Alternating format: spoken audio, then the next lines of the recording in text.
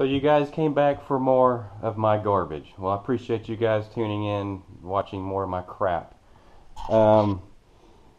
See, I left off the other day with we're doing the floor pans. I got the floor pans all on. I just finished up riveting just a little while ago. I stood on it. It held me up. Tons of rivets, but it's all riveted back on. The paint has cured. It's had a few days to dry and cure.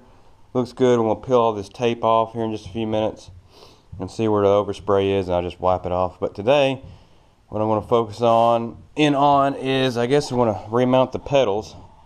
We'll get the pedals remounted and everything, get that put back on, and I'm going to try to mount the master cylinder. And when we get the master cylinder put back on, then we'll focus in on the brake lines again. We'll get the brake lines remounted and the proportion valve put back on and all that.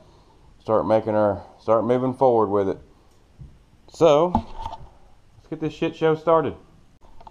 Alright, I got the tape. I got the tape peeled all off. I have a spot back here, right in this region right here. I got to clean some of the overspray off. I got a little bit right here and here. Other than that, not too shabby. So all the tape's off, everything looks good. I got the pedals loosely mounted. They're all on there. I got the clutch cable hooked back up, and the pedals are just loosely on there. And I have this homemade bump or stop right here I made so the pedals don't go all the way forward and fall on the floor. Made that a long time ago, so I just got to bolt tighten it up, and the pedals are mounted. And we'll move on. I think I'll do the master cylinder next. Well, I got the pedals. They're officially all mounted. Everything's tight, and I got the little rubber covers on there and this little cheap China turd I got on there. I just got through putting that on there. It's on there pretty good. I got the master cylinder loosely mounted. As you can see, it's wiggly. I got to wait the rod that goes in between the brake to the master cylinder. I want to sandblast it and repaint it because it's really, really rusty. And while I'm doing all that, I might as well. So I'm going to leave this all loose and I got it kind of crooked in there so I can slide it in there. So if I can, it should be able to go right in there. Well, we're back at it day 2 today. I stopped by Tractor Supply and I got a bag of their, what is this? The slag, black diamond welding slag or whatever. Sandblasting abrasive. I went and got that. And I went and got just a new hose, air hose, and a hose reel. I didn't have a hose reel, and I think I might put my old orange air hose into that blasting cabinet for now until I get me a pedal. You can get I need to get the pedal upgrade where you can run the blaster cabinet off of a pedal. Instead, I have to run it off of a air hose inside here, but it'll be all right for now. That's not like I said before. It's not like I'm going to be doing this for a living, so I just used my sandblasting cabinet for the first time. It worked out pretty good. Really like it.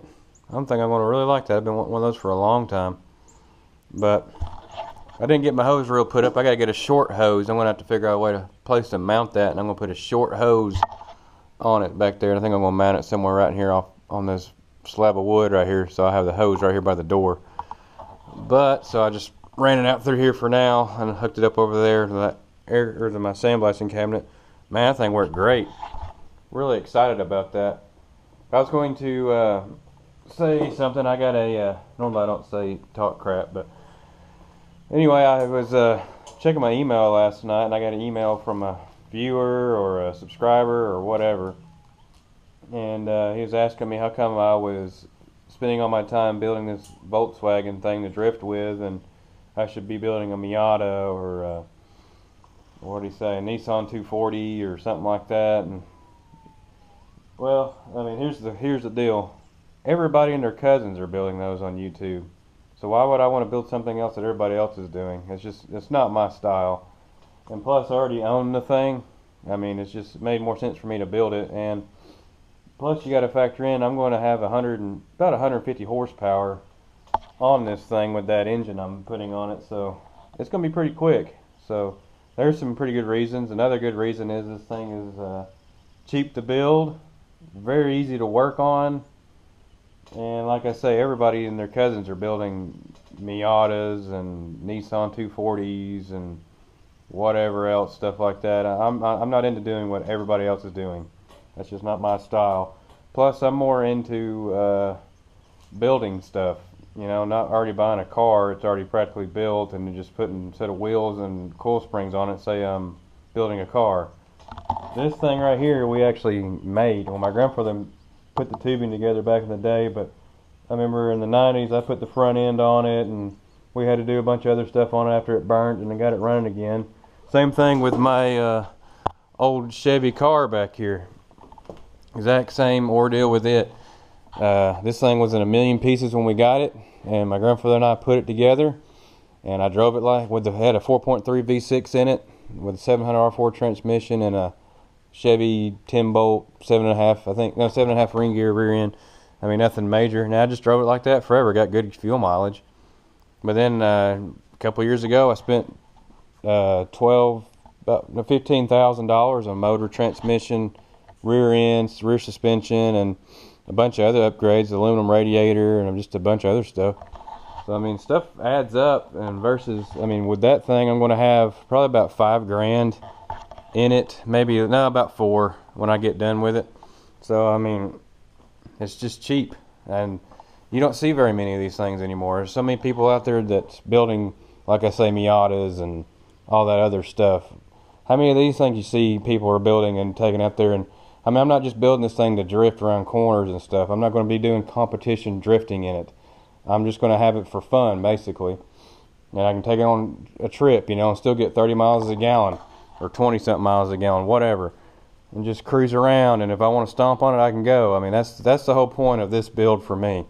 It's not just a competition, take to the drift track like all the other guys and girls. We don't really have drifting here in Tennessee. I'm just doing it to go around corners and stuff like I used to. Back in the early 2000s, late 90s actually, early 2000s, Marissa's brother and I actually would take this rail buggy, and over there in my dad's, our building we used to own, where I've shown you guys videos of it over there, we used to drift around the back parking lot in that thing, which it was gravel, but then when you come out of the gravel, there was actually pavement, and you can sling it sideways through the pavement. And we didn't know what it was. We just called it just having a good time. We didn't know there was no name for it back then. You know, this was before the Fast and the Furious movies came out.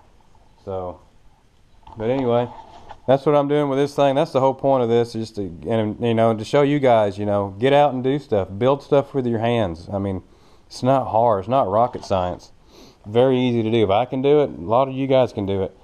That's the whole point of this build. That's the whole point of what I'm doing with this. Not to build an all-out drifter machine, you know, just for one purpose. I don't want to have just if I want to take this thing down the track, I can take it down the track. If I want to take it drifting at an event, if we've ever had one around here, I'd do that. If I want to take it autocrossing, maybe. I mean, just that's the whole point of this thing. And plus, to get out and go have fun with it. That's what I'm doing with it. But enough of my rant. Let's get back to work. Well, while the primer's drying for the linkage or whatever it goes in for the brake line, the brake pedal to the master cylinder, I'm going to work on the back. I also got to figure out a way to mount this, which it shouldn't be too hard. I'm going to put a oil pressure gauge probably right here in the top little slanted part, and then right here I'm going to probably put 2 indicator lights, one for oil pressure probably, and the other one probably will be for your charging light, your exciter, whatever you want to call it, for your alternator, or for my alternator. I'm also painting the back shocks here. I'm going to paint those white to match the front ones. I got first coat of paint drying on them, so I'm going to be my way back here to the back while all that's doing, drying or whatever. I'm going to replace these swing axle boots here. I think these are genuine German ones, I think. I can't really remember. I remember putting these on back in the early 2000, maybe 2001-ish, 2002, somewhere around there. I'm going to swap those out. These are non-German, though. These are China, I believe. I want to try them out. I mean, the least they can do is leak. The reason why I'm trying these out is, one, they're cheaper. 2, if I do have a leak, I can still come in through here and change them out easy with the engine on, because I remember putting these on, it's not that hard compared to like a car when you got your whole tub and everything here in the way and you can't really get to anything. So I'm going to swap these out. It's really, really simple. All these screws right through here, and you got your 2 right here, and the whole boot comes off, and put the new one on, tighten it down. Very easy. Just remember, when you're putting these on, you want to leave them. You don't want to put this. You want to put it upside down, because that's going to cause a leak naturally. You don't want to put it straight up either. You want to kind of put it at an angle, front or rear. I did this one like that, so I'm going to put the new boot on just like that. I hadn't had any leaks out of these, but I know these are getting old, and while I have it apart, I'm just going to put new on. The boots mounted on both sides. I got that boot mounted on. Both sides are done. I've been painting on the rear shocks. I want to get those. I got one done. I'm going to put it on, and then I'll put the bar that goes in between here to here. I'm going to put that bar on. We're making some progress, slowly but surely. The thing that takes forever is the painting. When you have to paint something, you have to let it dry. You know, I'm trying to plan it a little bit ahead, so I'll know, hey, I got to paint this, and the next time I come, I can let it dry. Or it already will be dry. So, but I'm gonna get that stuff painted, and we'll move on to the next thing. That little rod thing, it got knocked over for the brakes, so I'm having to repaint it. So, well, I got that pivot rod painted. I haven't put it on yet. I gotta let it dry. It's still gotta take a little while. It's 48 degrees, and it just quit raining, so it's 48 degrees outside. It's not really all that warm, so it takes forever for stuff to dry. The shocks aren't dried yet. I got both of them hanging up over there, as you can see. It's taking a little while to dry, but I got these two bars mounted.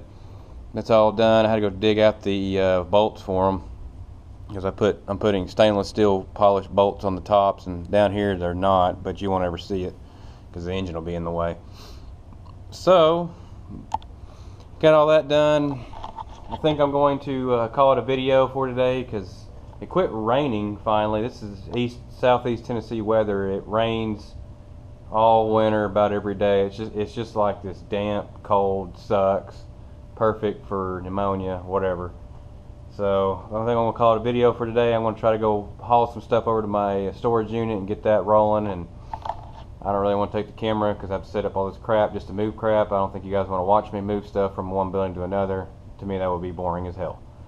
So, but I appreciate you guys viewing, subscribing, watching all my content stuff.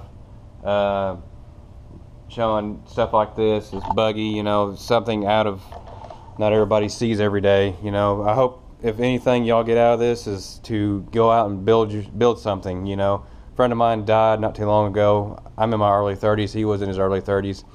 You know, I got to thinking, you know, you never know how long you're on this planet. You know, as far as I know, you don't know how long you're on here. So why not get out and do something, build something, get you a hobby, do something. You know, instead of just sitting and watching other people do all this stuff, why don't you get out there and do it? So here we are. And I hope you guys do the same. But hope you guys have a happy new year. I'll catch you guys in the next one.